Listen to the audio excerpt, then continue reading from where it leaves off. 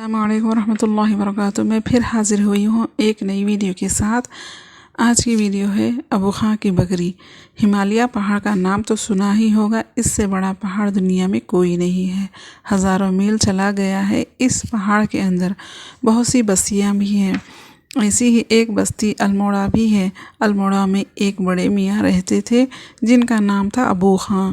انہیں بکریاں پالنے کا بہت شوق تھا۔ اکیلے آدمی تھے، بس ایک دو بکریاں رکھتے، دن بھر چراتے پھرتے۔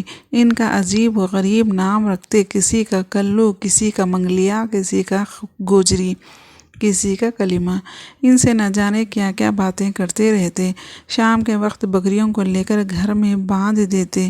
الموڑا پہاڑی جگہ ہے، اس لیے ابو خاں کی بکریاں بھی پہاڑی نسل کی ہوتی تھیں۔ ابو خان بیچارے تھے بڑے بد نصیب۔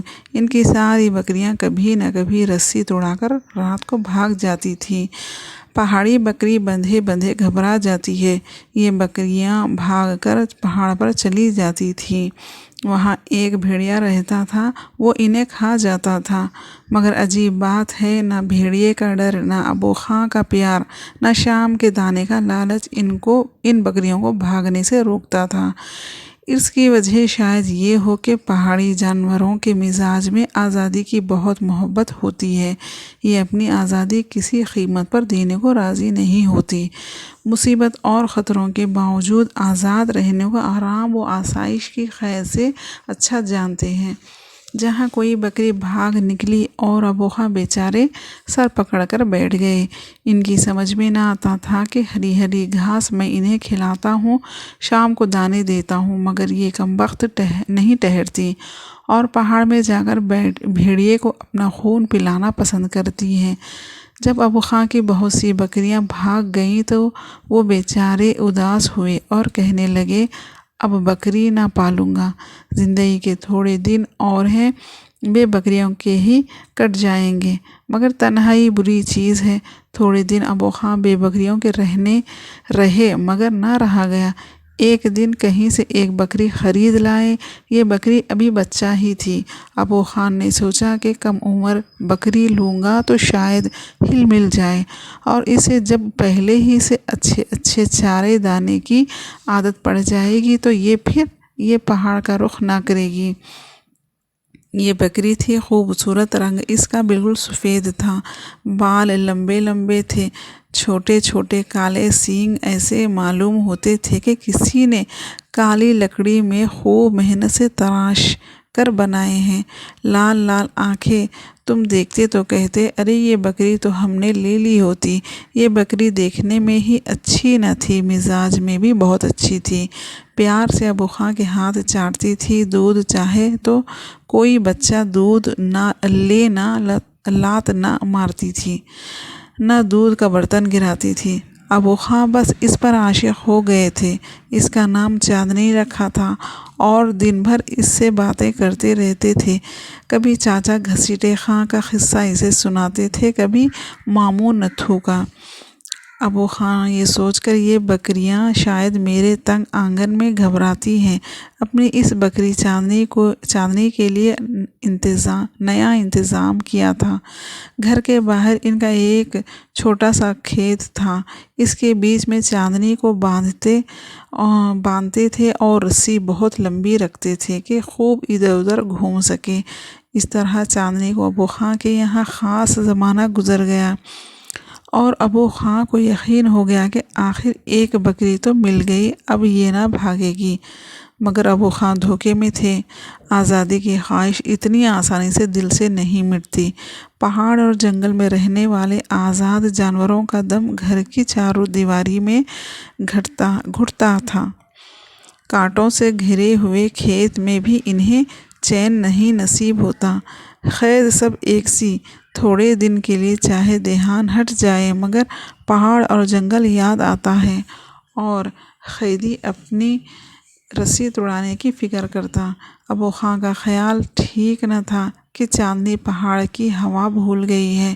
ایک دن صبح جب سورج ابھی پہاڑ کے پیچھے ہی تھا کہ چاندنی نے پہاڑ کی طرف نظر کی۔ منہ جو جگالی کی وجہ سے چل رہا تھا رک گیا۔ اور چاندنی نے دل میں کہا وہ پہاڑ کی چوٹیاں کیسی حسین ہیں، وہاں کی ہوا اور یہاں کی ہوا کا کیا مقابلہ۔ پھر وہاں اچھلنا کودنا اور ٹھوکریں کھانا، اور یہاں ہر وقت بندھے رہنا، گردن میں 8 پہر یہ کمبخت رسی۔ ایسے گھروں میں گدھے اور خچر ہی بھلے چگ لیں، ہم بکریوں کو تو بڑا میدان چاہیے۔ اس خیال کا آنا تھا کہ چاندنی اب وہ پہلی سی چاندنی نہ تھی، نہ اسے ہری ہری گھاس اچھی لگتی تھی، نہ پانی مزے دیتا تھا، نہ ابو خاں کی لمبی داستانیں بھاتی تھیں۔ روز بروز دبلی ہونے لگی، دودھ گھٹنے لگا، ہر وقت منہ پہاڑ کی طرف رہتا، رسی کو کھینچتی اور عجیب درد بھری آواز میں چلاتی۔ ابو خان سمجھ گئے کہ ہو نہ ہو کوئی بات ضرور ہے، لیکن یہ سمجھ میں نہ آتا کہ کیا کیا جائے۔ ایک دن صبح جب ابو خان نے دودھ لیا تو چاندنی نے ان کی طرف منہ پھیرا اور اپنی بکریوں والی زبان میں کہا، ابو میاں، اب میں تمہارے پاس رہوں گی تو مجھے بڑی بیماری ہو جائے گی، مجھے تم پہاڑ پر چلے جانے دو۔ ابو خان بکریوں کی زبان سمجھنے لگے تھے، چلا کر بولے، یا اللہ، یہ بھی جانے کو کہتی ہے، یہ بھی ہاتھ کے تھر تھرانے سے مٹی کی لٹیاں جس میں دودھ دو ہاتھ تھا ہاتھ سے گری اور چکنا چور ہو گئی۔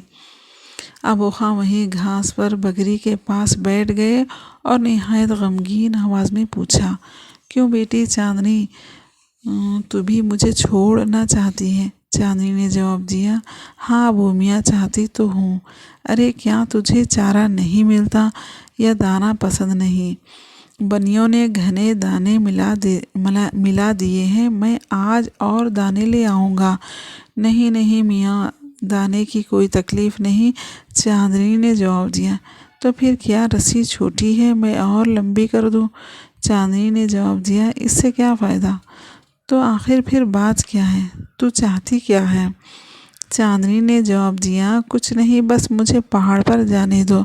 ابو خان نے کہا، ارے کمبخت، تجھے یہ خبر ہے کہ وہاں بھیڑیا رہتا ہے، جب وہ آئے گا تو کیا کرے گی؟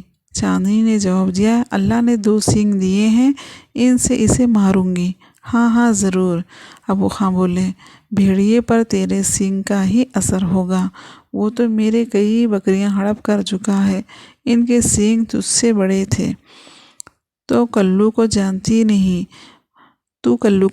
نہیں، وہ پچھلے سال تھی، بکری کاہے کو تھی، ہرن تھی، رات بھر سینگوں سے بھیڑیے کے ساتھ لڑی، مگر پھر جب صبح ہوتے اس نے دبوچ ہی لیا اور کھا گیا۔ چاندنی نے کہا، ارے بیچاری کلو، مگر خیر ابو میاں، اس سے کیا ہوتا ہے، مجھے تو پہاڑ پر جانے ہی دو۔ ابو خان کچھ جھنجھلائے اور بولے، یا اللہ، یہ بھی جاتی ہے، میری بکری اور اس کمبخت بھیڑیے کے پیٹ میں جائے گی، مگر نہیں، میں اسے ضرور بچاؤں گا۔ کمبخت، احسان فراموش، تیری مرضی کے خلاف تجھے بچاؤں گا، اب تیرا ارادہ معلوم ہو گیا ہے، اچھا بس چل، میں تجھ کو کوٹری میں باندھا کروں گا، نہیں تو موقع پا کر چل دے گی۔ ابو خان نے چاندنی کو ایک کونے کی کوٹری میں بند کر دیا اور اوپر سے زنجیر چڑھا دی، مگر غصے اور جھنجھلاہٹ میں کوٹری کی کھڑکی بند کرنا بھول گئے۔ ادھر انہوں نے کنڈی چڑھائی اور چاندنی کھڑکی میں سے یہ جا وہ جا۔ چاندنی پہاڑ پر پہنچی تو اس کی خواہش کا کیا پوچھنا تھا۔ پہاڑ پر پیڑ اس نے پہلے بھی دیکھے تھے، لیکن آج ان کا اور ہی رنگ تھا، ایسے معلوم ہوتا تھا کہ سب کے سب کھڑے ہوئے اسے مبارکباد دے رہے ہیں، کہ پھر ہم میں آملی، ادھر ادھر سیوتی کے پھول مارے خوشی کے کھل کھل کر ہنس رہے تھے، کہیں اونچی اونچی گھاس اس سے گلے مل رہی تھی، معلوم ہوتا تھا کہ سارا پہاڑ مارے خوشی کے مسکرا رہا ہے اور اپنی بچھڑی ہوئی بچی کے واپس آنے پر پھولا نہیں سماتا۔ چاندنی کی خوشی کا کیا حال بتائیں، نہ چاروں طرف کانٹوں کی باڑ، نہ کھوٹا، نہ رسی اور نہ چارہ۔ وہ جڑی بوٹیاں کہ ابو خان اپنی ساری محبت اور پیار کے باوجود نہ لا سکتے۔ چاندنی کبھی ادھر اچھلتی کبھی ادھر، یہاں کودی وہاں پھاندی، کبھی چٹان پر ہے کبھی کھڈ میں، ادھر ذرا پھسلی ادھر ذرا سنبھلی۔ ایک چاندنی کے آنے سے سارے پہاڑ پر رونق سی آ گئی تھی۔ ایسا معلوم ہوتا تھا کہ ابو خان کی 10-12 بکریاں چھوٹ کر یہاں آ گئی ہیں۔ ایک دفعہ گھاس پر منہ مار کر اٹھایا تو چاندنی کی نظر ابو خان کے مکان اور اس کے کانٹوں والے باڑے پر پڑی۔ انہیں دیکھ کر خوب ہنسی اور کہنے لگی، یا خدا، کوئی دیکھے تو ذرا کتنا ذرا سا مکان ہے اور کیسا چھوٹا سا باڑ۔ یا اللہ، میں اس میں اتنے دن کیسے رہی، اس میں آخر سماتی کیسے تھی۔ پہاڑ کی چوٹی پر سے اس ننھی سی جان کو نیچے کی ساری دنیا ہیچ نظر آتی تھی۔ چاندنی کے لیے یہ دن بھی عجیب تھا۔ دوپہر تک اتنی اچھلی کودی کہ شاید ساری عمر میں اتنی نہ کودی ہوگی۔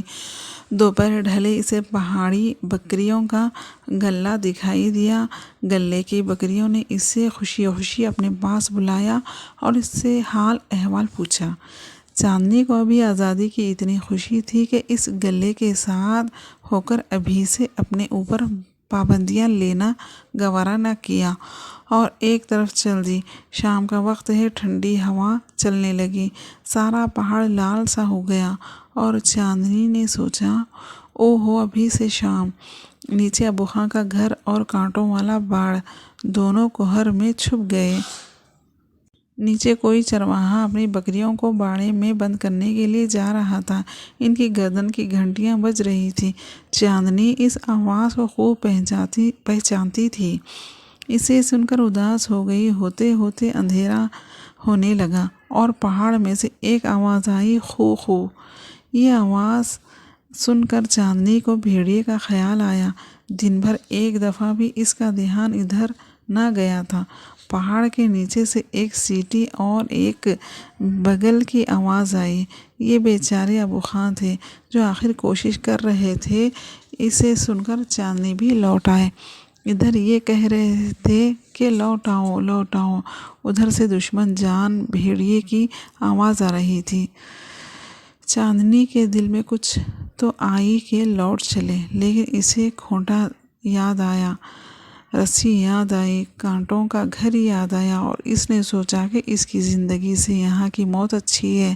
آخر کو سیٹی اور آواز بند ہو گئی۔ پیچھے سے بھیڑیے کی کھڑکھڑاہٹ سنائی دی۔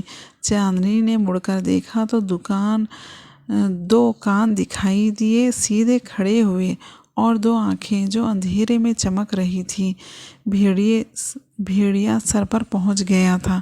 بھیڑیا زمین پر بیٹھا تھا، نظر بیچاری بکری پر جمی تھی۔ اسے اطمینان تھا، جلدی نہ تھی، خوب جاننا تھا کہ اب کہاں جاتی ہے۔ بکری نے جو اس کی طرف رخ کیا تو یہ مسکرایا اور بولا، او ہو، ابو خان کی بکری ہے، خوب کھلا کھلا کر موٹا کیا ہے۔ یہ کہہ کر اس نے اپنی لال لال زبان نیلے نیلے ہونٹوں پر پھیری۔ چاندنی کو کلو کا قصہ یاد آیا جو ابو خان نے سنایا تھا اور اس نے سوچا کہ میں کیوں خواہ رات بھر لڑ کر صبح جان دوں، ابھی کیوں نہ اپنے آپ کو سپرد کر دوں۔ لیکن پھر خیال آیا کہ نہیں، اپنا سر جھکایا، سینگ آگے کو کیے اور پینترا بدل کر بھیڑیے کے مقابل آئی کہ بہادروں کا یہی کام ہے۔ کوئی یہ نہ سمجھے کہ چاندنی اپنی بساط نہ جانتی تھی اور بھیڑیے کی طاقت کا اسے اندازہ تھا۔ وہ خوب جانتی تھی کہ بکریاں بھیڑیے کو نہیں مار سکتی، وہ تو صرف یہ چاہتی تھی کہ اپنی بساط کے مطابق مقابلہ ضروری ہے۔ جی میں سوچتی کہ کلو کی طرح رات بھر مقابلہ کر سکتی ہوں یا نہیں۔ کچھ دیر جب گزر گئی تو بھیڑیا بڑھا۔ چاندنی نے بھی سینگ سنبھالے اور وہ حملے کیے ہیں کہ بھیڑیے کا جی جانتا ہوگا۔ 20 مرتبہ اس نے بھیڑیے کو پیچھے ریل دیا۔ ساری رات اس میں گزری۔ کبھی کبھی چاندنی اور اوپر آسمان کی طرف اور ستاروں سے آنکھوں میں کہہ دیتی، اے کاش اس طرح صبح ہو جائے۔ ستارے ایک ایک کر کے غائب ہو گئے۔ چاندنی نے آخری وقت میں اپنا زور دگنا کر دیا۔ بھیڑیا بھی تنگ آ گیا تھا کہ دور سے اسے روشنی سی دکھائی دی۔ نیچے بستی میں مسجد سے اذان کی آواز آئی۔ چاندنی نے دل میں کہا، اللہ تیرا شکر ہے، میں نے اپنے بس بھر مقابلہ کیا، اب تیری مرضی۔ مؤذن آخری مرتبہ اللہ اکبر کہہ رہا تھا۔ چاندنی بے دم ہو کر زمین پر گر پڑی۔ اوپر درخت پر چڑیا بیٹھی دیکھ رہی تھی۔ ان میں اس پر بحث ہو رہی ہے کہ جیت کس کی ہوئی۔ سب کہتی ہیں کہ بھیڑیا جیتا، ایک بوڑھی سی چڑیا کہتی ہے کہ چاندنی جیتی۔ السلام علیکم۔